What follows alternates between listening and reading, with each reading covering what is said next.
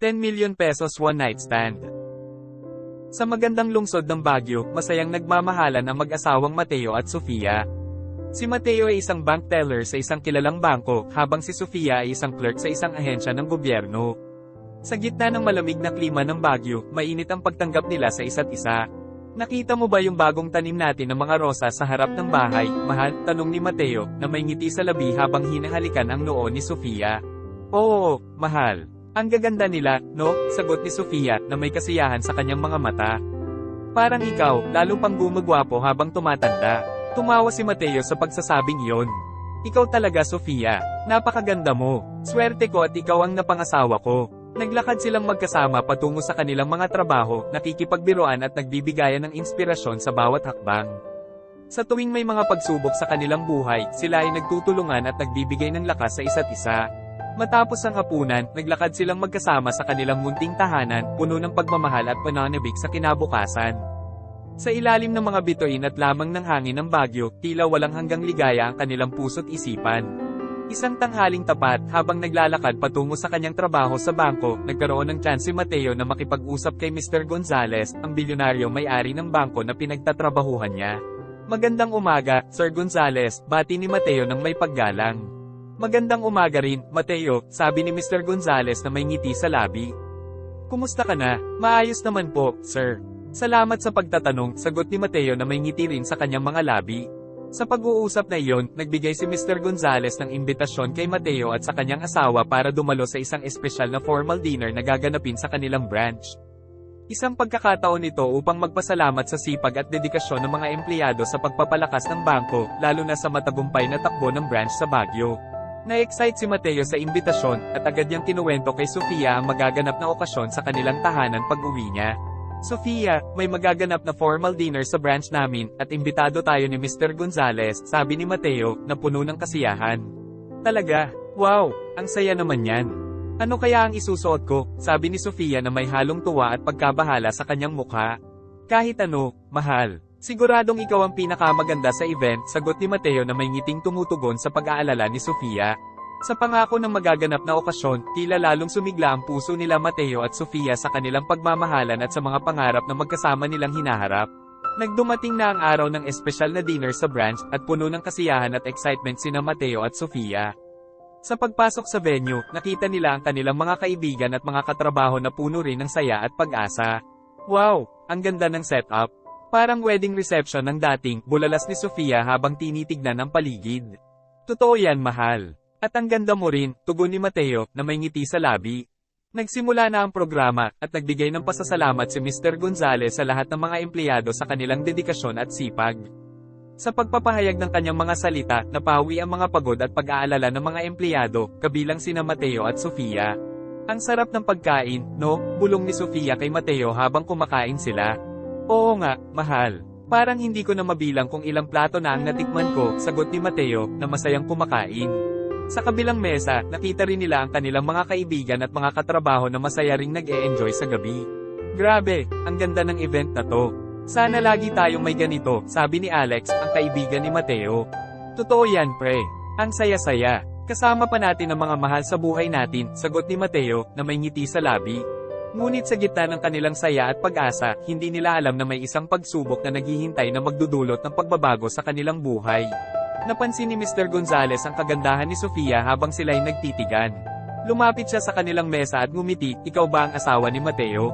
"Yes, sir, opo. Ako po si Sofia," sagot niya, may kaba sa boses. "Ang swerte naman ni Mateo."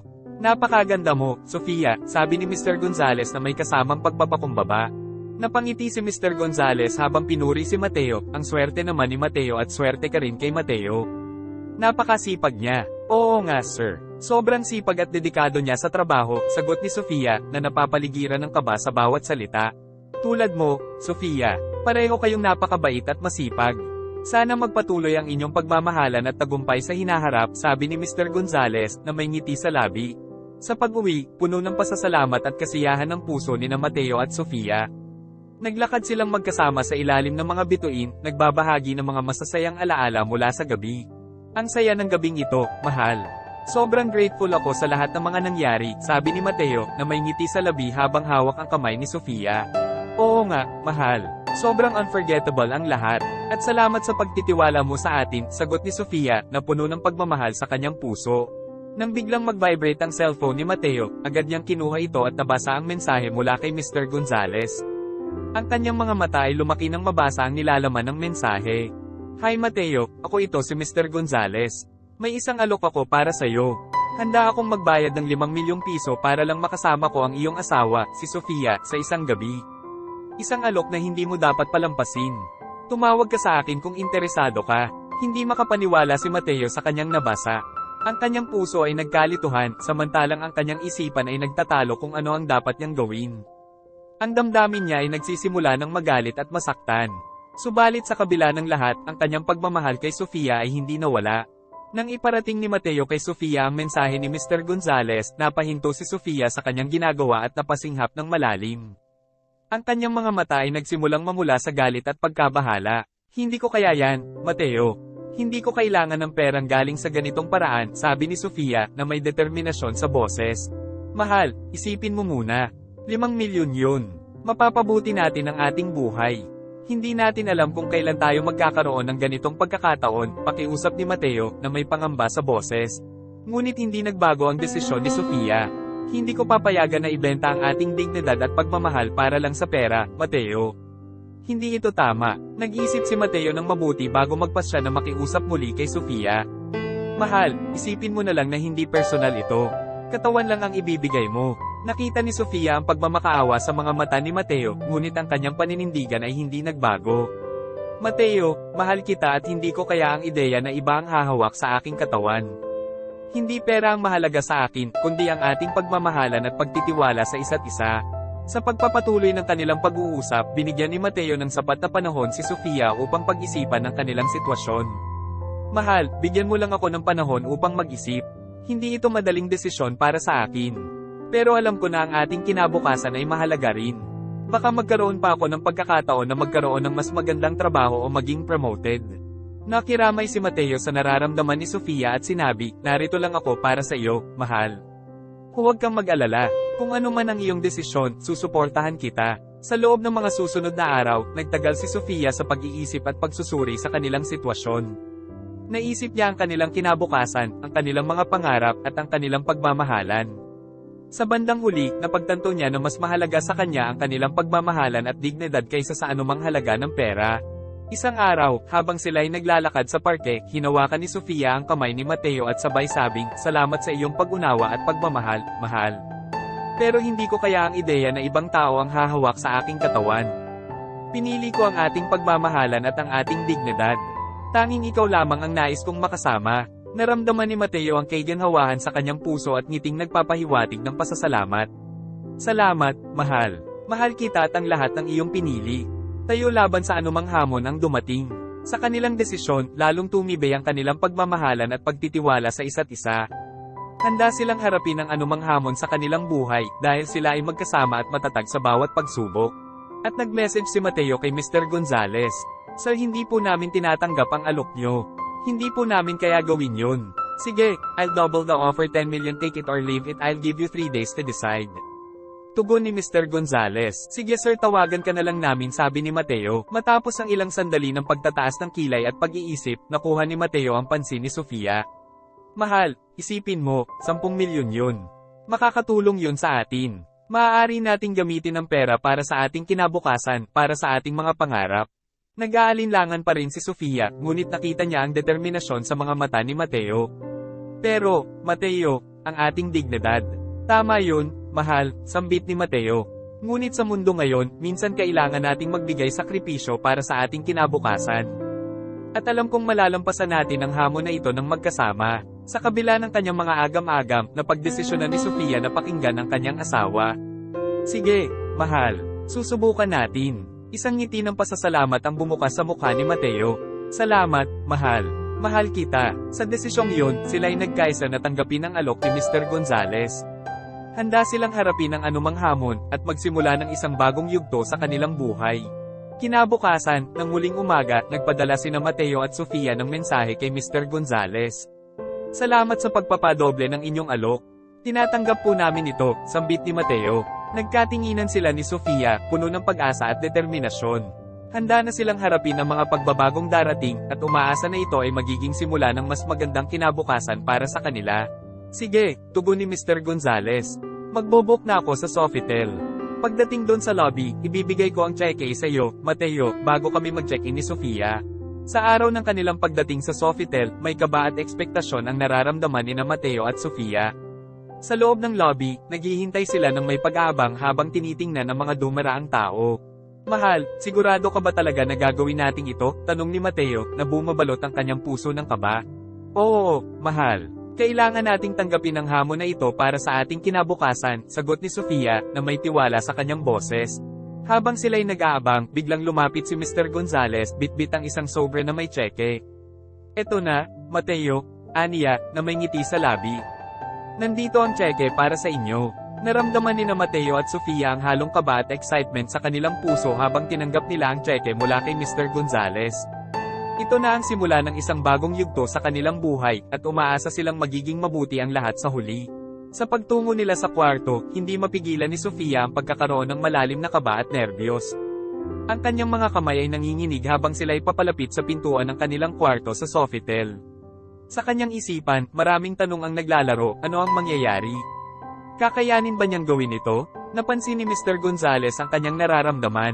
Relax ka lang, Sofia, sabi niya, na nagpapakita ng pag-unawa sa kanyang mga kilos. Wala kang dapat ikatakot, siguraduhin ko na maging komportable ka. Dahan-dahang binuksan ni Mr. Gonzales ang pinto ng kanilang kwarto, at pumasok na sila. Sa loob, ang atmosfera ay puno ng suspense at tensyon. Subalit sa kabila ng kaba, nagpapakatatag si Sofia, alam niyang kinakailangan niyang harapin ang hamon na ito para sa kanilang kinabukasan. Sa pagtungo nila sa loob ng kwarto, umaasa si Sofia na ang kanilang desisyon ay magdudulot ng kabutihan sa kanilang buhay. Sa loob ng taxi, habang si Mateo ay papunta sa bus station, bumabalot sa kanya ang malalim na pag-iisip at konsensya. Ang kanyang isipan ay puno ng mga tanong, tama ba ang kanilang desisyon? Naging makatwiran ba ang kanilang pagtanggap sa alok ni Mr. Gonzales? Hindi ba't dapat niyang pangalagaan ng dignidad at pagmamahal nila ni Sofia? Nang tumigil ang taxi sa harap ng bus station, napahinto si Mateo at nagpas siyang mag-isip sa labas ng sasakyan. Ang simoy ng hangin at ingay ng mga tao sa paligid ay nagbigay sa kanya ng panahon upang makapagpasya ng maayos. Sa kanyang puso, ramdam niya ang pangungulila sa kanyang misis at ang pangungulila sa kanilang pagiging magkasama. Sa kabila ng pangamba at takot na nararamdaman ni Sofia, nagsimula na si Mr. Gonzales na isakatuparan ng kanyang makamundong pantasya. Ang bawat galaw at haplos ay naglalaman ng layuning mapaligaya ang sarili, subalit puno ito ng pang-aabuso at panggigipit. Sa bawat pagyakap at halik, ramdam ni Sofia ang bigat ng sitwasyon. Ang kanyang puso ay nagdurusa sa bawat sandaling lumilipas, samantalang ang takot at pangamba ay hindi nawawala. Sa kanyang isipan, nagdarasal siya na sana'y matapos na ang lahat, na sana'y makalaya na siya sa pang-aabuso at panlalamang na ito. Sa gitna ng mga pangyayari, patuloy na nananatili si Sofia sa kanyang paninindigan at dangal. Kahit na ang katawan niya ay naroon, ang kanyang kalooban at pagmamahal para kay Mateo ay hindi nawawala. Sa gitna ng kanyang pag-aalala at di makatarungang pangyayari, nagpasya si Mateo na bumalik sa Sofitel. Sumakay siya ng isang taxi at nagsimulang bumalik sa hotel na may mabilis na galaw, ang puso'y nag-aalab ng pangamba para sa kanyang asawa. Nasaan ang kwarto ng aking asawa at ni Mr. Gonzales? Tanong ni Mateo sa mga receptionist. Pasensya na po, sir, ngunit hindi namin maaaring i-disclose ang mga room number ng aming mga bisita dahil sa aming patakaran sa pagkapribado, tugon ng isa sa mga receptionist na puno ng paggalang. Nakaramdam ng pagkadismaya at pangamba si Mateo sa kanyang kahinaan na hindi magawa ang nais niyang gawin upang protektahan ang kanyang asawa. Sa gitna ng kanyang damdamin, lumabas siya ng hotel na umaagos ang mga luha mula sa kanyang mga mata. Sa bawat hakbang na kanyang tinatahak, nadarama niya ang bigat ng kanyang puso sa pangyayaring hindi niya kayang kontrolin. Ang pakiramdam ng kawalang kakayahan ay bumabalot sa kanyang kaisipan habang siya ay lumalayo sa hotel, puno ng lungkot at pag-aalala para kay Sofia. Sa pagtatapos ng isang gabing puno ng kaguluhan at pangamba para kay Mateo. Habang siya ay naglalakad sa labas ng Sofitel, dumampi sa kanya ang pag-aalala at panghihinayang. Biglang tumunog ang kanyang cellphone. Si Sofia ang tumawag. Sofia, mahal, nasaan ka na? Ang agad na tanong ni Mateo, puno ng pag-aalala sa boses. Nandito lang ako, mahal, sagot ni Sofia, na tila may kirot sa boses. Nagising lang ako at naisip kitang tawagan. I'm sorry, mahal, mariing sabi ni Mateo, na puno ng panghihinayang. Sorry kung hindi kita nasagip. Mahal, okay lang ako, sabi ni Sofia, na nagpapakatatag. Malalampasan natin to. Sa kabila ng kanilang mga pagsubok, nanatili silang matatag sa isa't isa. Ang kanilang pagmamahalan ay nagbibigay sa kanila ng lakas na harapin ang anumang hamon na darating sa kanilang buhay. Sa kanilang pag-uwi sa Baguio, kahit na mayroon silang 10 milyong piso, hindi maalis ni Mateo ang pangyayari sa kanyang isipan. Bawat araw, ang alaala ng pangyayaring iyon ay nagiging isang mabigat na pasanin para sa kanya. Kahit na nagtatrabaho siya at nagpupunyagi para sa kanilang kinabukasan, hindi niya maiwasang mabuhay sa dilim ng pangungulila at panghihinayang. Sofia, mahal, patawarin mo ako, sambit ni Mateo sa isang gabi, habang sila ay nag-uusap sa kanilang sala.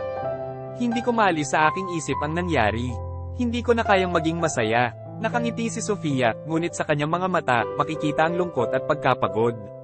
Mahal, alam ko, pareho tayong nagdurusa sa nangyari. Subalit hindi natin dapat hayaan na ang sakit ang magdikta sa ating buhay. Kailangan nating magtulungan upang malampasan ito. Ngunit sa kabila ng kanilang mga pagsisikap, hindi nila maibalik ang dating sigla at saya sa kanilang pagsasama. Ang alaala ng pangyayaring iyon ay patuloy na nagdulot ng tensyon at lungkot sa kanilang relasyon. Sa huli, napagpasyahan nilang maghiwalay nang hindi nagawang pagtibayin ng 10 milyong piso ang sugat sa kanilang puso.